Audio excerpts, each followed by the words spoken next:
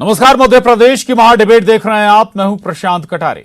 तो मध्य प्रदेश विधानसभा के मानसून सत्र का पहला दिन ज्यादा वक्त नहीं चल पाया। अब इंतजार सत्र के अगले दिन का है, लेकिन सत्र के पहले ही दिन विपक्ष ने सदन के अंदर से लेकर बाहर तक सरकार को घेरने की कोशिश की। अंदर जहां कारम डैम से लेकर पोषण आहार जैसे मसलों पर विपक्ष चर्चा चाहता है, तो सदन के बाहर किसानों को फसल के वाजिब दाम के ना मिलने के बहाने विपक्षी विधायकों ने विधानसभा के गेट पर जमकर लहसुन पॉलिटिक्स की। लेकिन कई मोर्चों पर विपक्ष भी घिरा नजर आया। मसलन जो विपक्ष सत्र को छोटा बताकर सरकार को कोस रहा था, उस विपक्षी दल के विधायक और प्रदेश अध्यक्ष खुद सदन में मौजूद नहीं थे। उधर विधायकों ने करीब 1,500 सवाल भी लगाए। ऐसे में स्पीकर ने सदन में चर्चा का वक्त बढ़ाने की कोशिश की है, ताकि ज्यादा से ज्यादा मसलों पर चर्चा के लिए पटल पर जो मसले हैं वो आ सकें। लेकिन सब कुछ इस पर तय होगा कि सदन को आरोप प्रत्यारोपों का माध्यम बनाने की बजाय जनता से जुड़े ज्वलंत मुद्दों पर सार्थक चर्चा की जाए।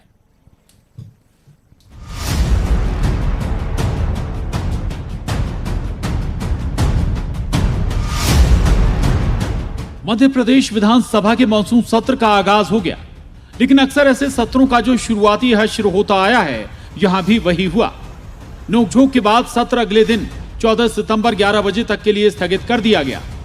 हालांकि विधानसभा स्पीकर का चर्चा के दौरान लंच ब्रेक न देने का फैसला आशाएं जगाता है।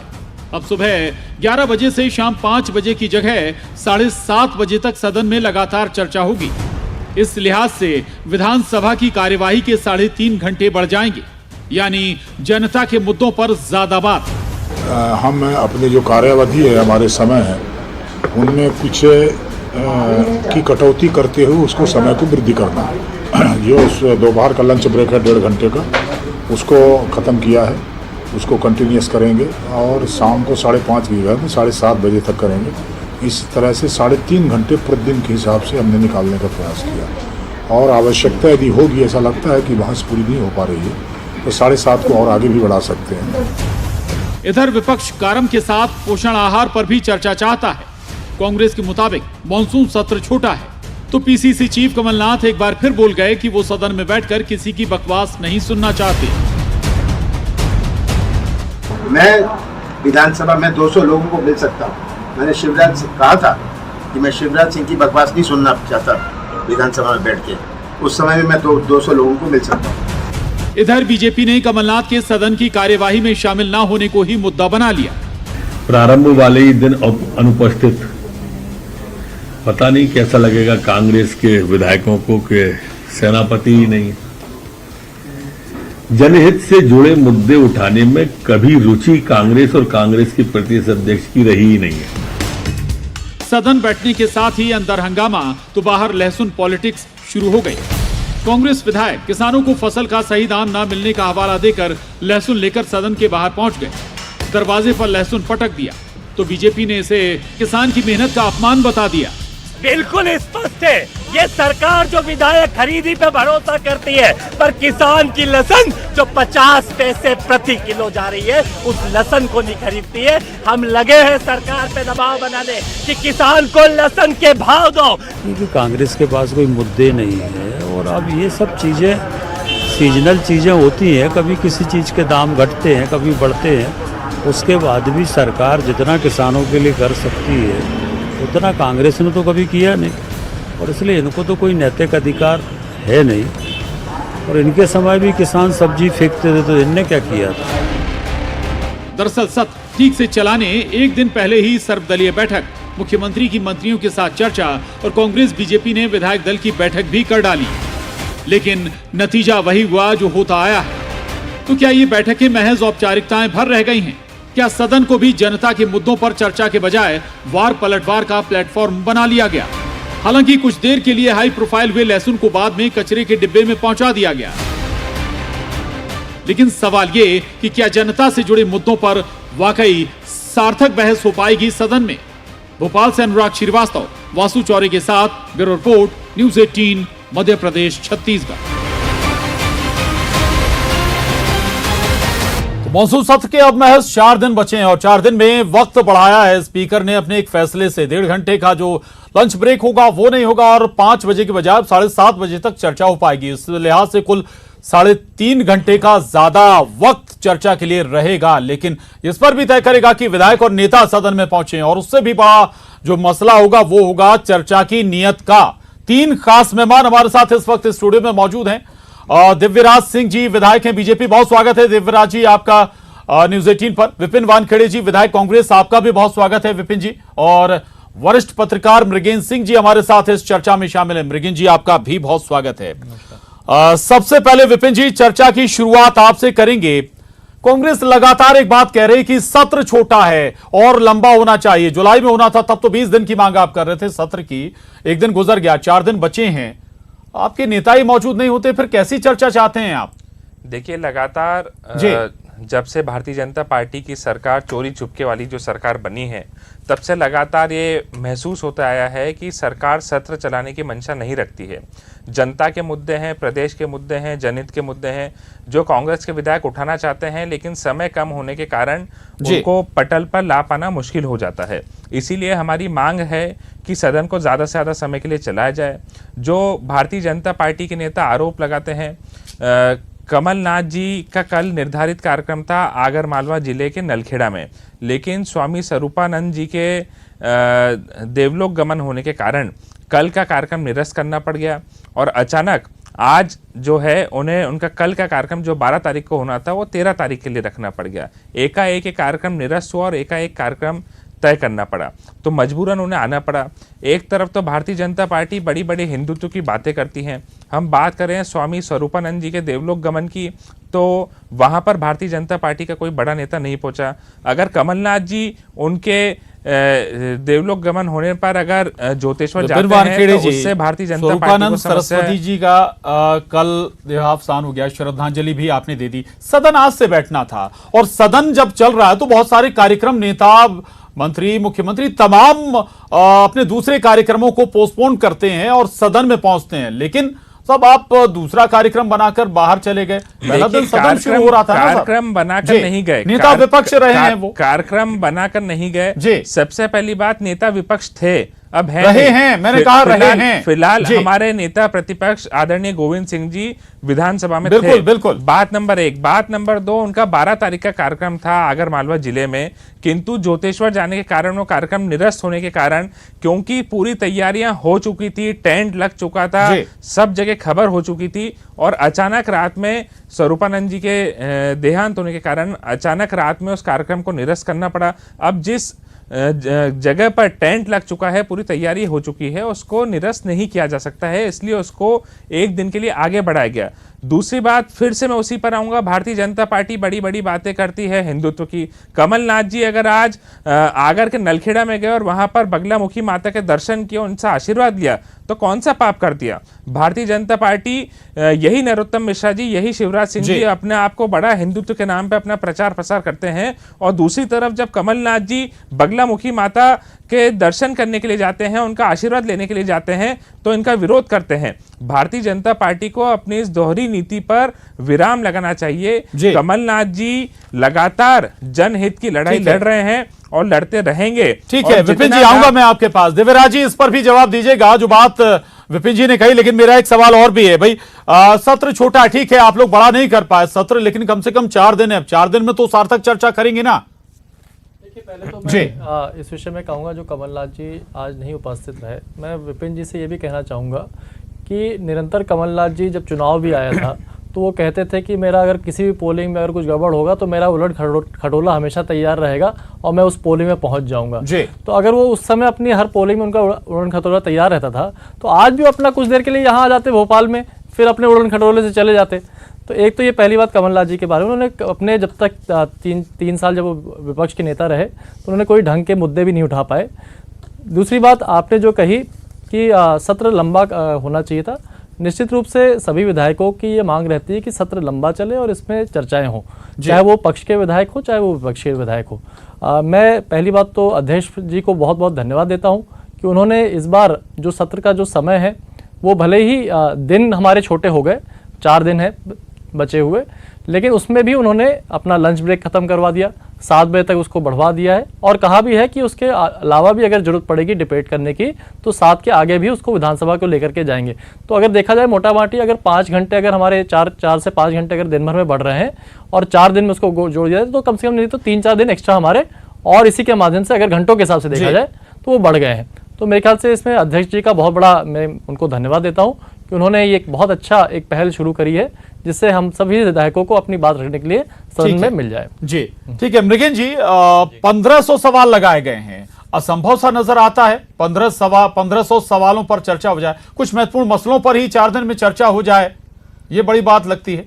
देखिए जिस तरह जितने सवाल लगे हुए हैं और जो महत्वपूर्ण विषय हैं उसमें चर्चा हो पाएगी, इसमें मुझे डाउट है जी। सदन जरूर कहा जा रहा है 4 दिन के लिए है, लेकिन जो समय बढ़ाया गया है और चर्चा का तो मुझे लगता है 16 को, क्योंकि 17 को प्रधानमंत्री जी आ रहे हैं, तो मुझे लगता है ज़्यादा से ज़्यादा सदन 16-17 को तो मुझे संभावना कम दिख रही है कि सदन चलेगा। 16 को जहाँ तक लगता है समाप्त हो जाएगा और बाकी चर्चा होगी नहीं होगी इस पर तो समय ही नहीं है करने के लिए, क्योंकि 15 को मुझे लगता है प्रथम अनुपूरक बजट पेश होगा, उसके बाद सरकारी कामकाज लगभग विधेयक के पारित होने के बाद खत्म हो जाएगा।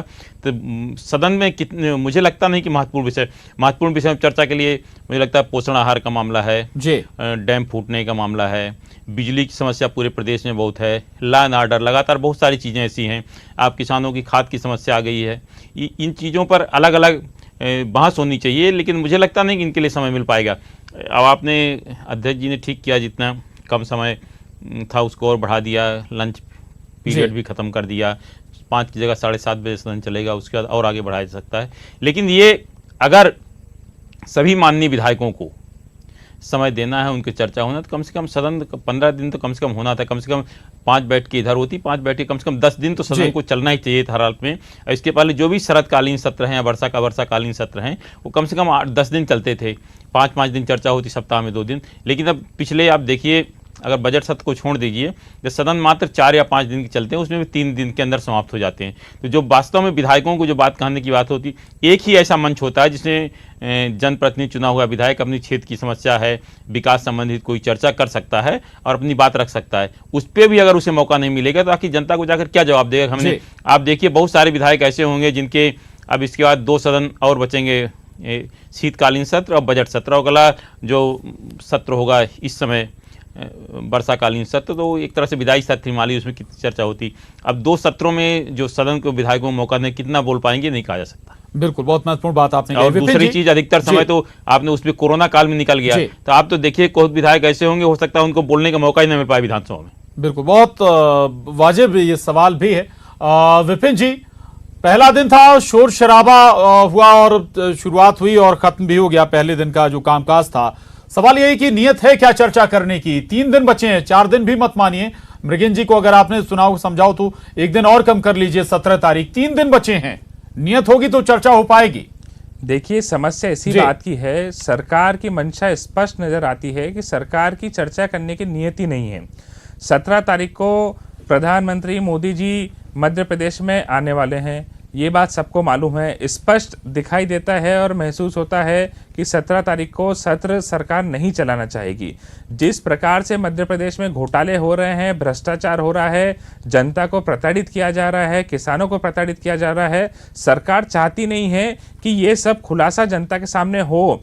कांग्रेस के विधायक खुले मंच पर खड़े होकर ये सरकार से ना पूछ पाए कि डैम कैसे फूट गया, तालाब कैसे फूट गया, ये भ्रष्टाचार अगर हुआ है तो भ्रष्टाचार कैसे हुआ है, पोषण आहार का मामला क्या है, सरकार इसकी जानकारी जनता के सामने नहीं लाना चाहती है।